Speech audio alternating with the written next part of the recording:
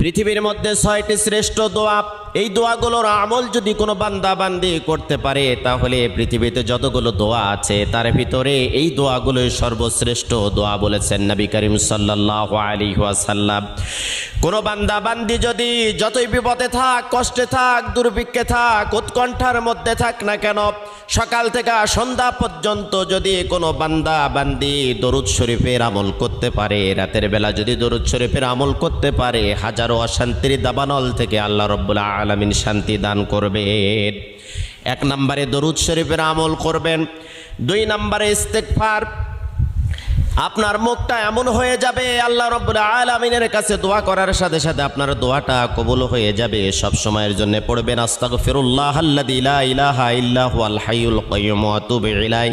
যদি না পারেন তাহলে পড়তে থাকবেন শুধু আস্তাগফিরুল্লাহ।